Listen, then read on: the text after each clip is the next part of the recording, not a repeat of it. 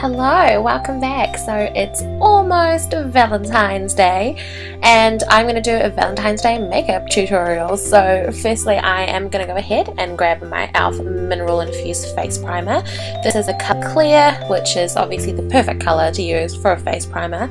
I am just going to sort of blend that in using my hands all over my face. So I'm using this first just so that the foundation, blush and any other face makeup can go on more flawlessly and it's more easier to blend once it's on my face. Also, face primer naturally helps the makeup stay on longer, especially if you don't decide to use a setting mist at the end of the tutorial, which I'm not doing today, but obviously you've got that option if you need it. So I'm just going to make sure that's applied evenly all over my face and my neck.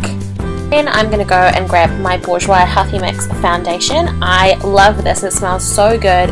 It's such an awesome foundation and I'm using my Real Techniques Expert Face Brush to dab that all on. I sort of blot it on. You can use a stippling brush to do this step, but I really like the density of the Expert Face Brush, so I'm just obsessed with using this foundation. Oh, and what do you know, I'm actually using foundation today. By the way, I am in the shade 56, which I think is just a shade lighter for me in the summertime, but I still absolutely love this foundation.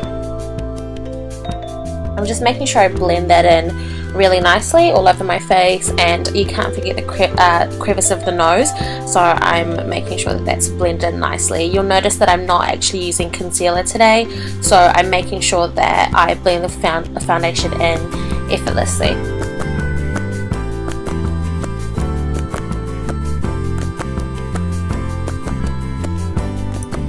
In my opinion, the Bourjois Healthy Mix Radiance Reveal Foundation is a hydrating foundation like it said it's supposed to do, but I also find that it's a light to medium coverage foundation, so I didn't apply a lot at all. I used a pea-sized amount for my entire face.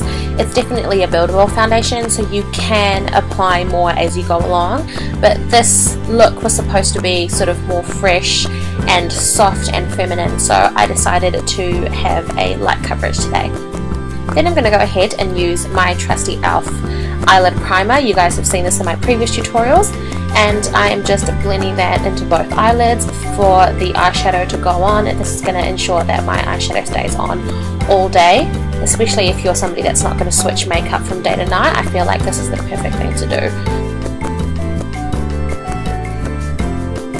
Then I'm grabbing my brand new Urban Decay Naked Through palette. I swear I nearly passed out when I got this in the mail, and I'm using the brush that comes with it to apply the colour Dust as my lid colour. So this is going to act as a base colour for the lid, and we're going to build a few other colours from the same colour on in a second. And I'm making sure that I get an even application, dabbing and blending that colour all over my lid. Then I'm grabbing the colour Buzz. I really like this colour, and I'm using my QVS tiny flat shader brush to apply the colour to just the centre of my lid.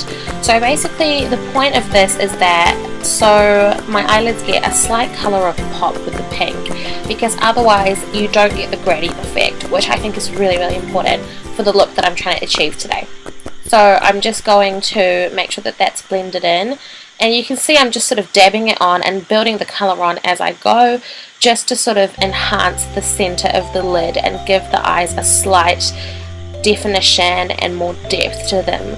Then I'm grabbing my Sephora Colour Anthology palette, and I am in love with this palette. I'm going to go ahead and grab the colour right in the corner, which is a sort of a fuchsia, dark pink, kind of mahogany, burgundy colour. It's weird, it's a weird mix, I don't know how to describe it. And then I'm using my QVS brush again, but this time I'm actually going to use just the tip of the brush to draw a really faint line across the outer corner of my eyelid. This is basically going to guide the blending process later on, because you'll notice that I'm actually not using a blending brush to blend my crease color in with the rest of the eyelid.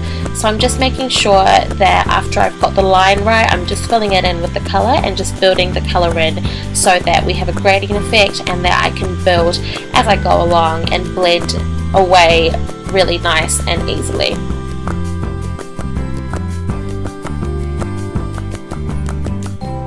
You will notice that the blending process takes a little bit longer because I'm not using a blending brush or an eyeshadow contouring brush, but I sort of am kind of a minimalist when it comes to using makeup brushes in general, and I'm kind of a rebel with like rules and things like that. So this is just the way that I do it, but please feel free to go ahead and use a blending brush if that's easier for you. I just feel like with my eye shape, this was the best thing that I could have done for this look.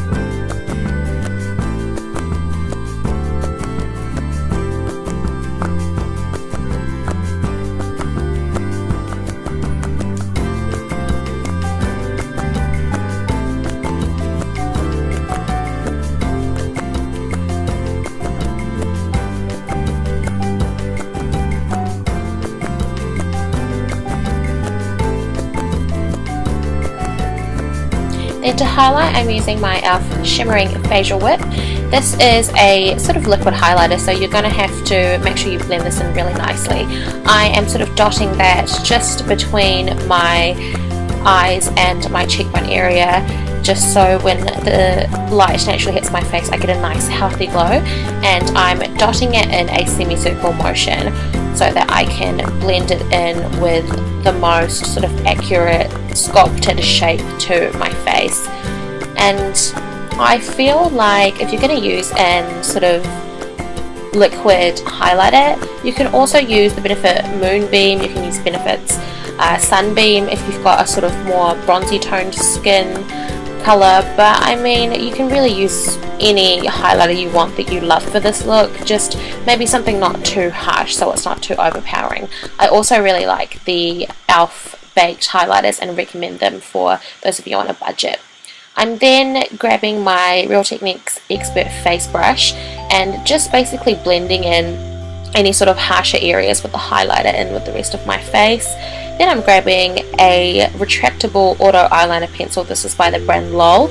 You can sort of see that it's not going to create a more, you know, sort of swept liquid liner look, because obviously it's not a liquid liner, but I really wanted to apply this instead because I like using kohl's on my upper lash line sometimes, and I'm using a slight wing to do this. You can use a liquid liner if you like. There's not really a sort of staple product to use for this step. Just use whatever you feel like using. And I'm also going to go ahead and do the same to my waterline, and of course do it to the other eye as well.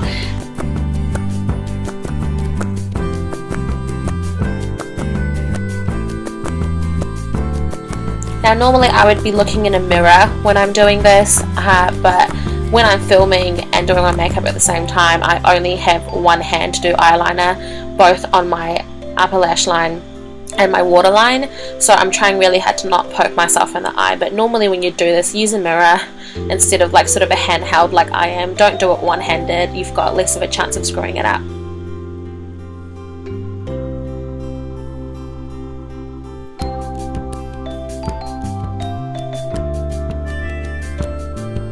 Then I'm going to go ahead and grab my red cherry lashes. I am absolutely in love with these lashes. This is my first time trying red cherry, and I've got the wispy lashes. The code is WSP in case you're interested in going out and getting them. These are just very sort of soft, very wispy lashes, perfect for a sort of romantic day or evening look, and I'm just going to pop them straight on. They're very easy to apply, but they are quite light, so you've just got to make sure that you apply the perfect amount of glue and wait for it to dry a few seconds before you apply it.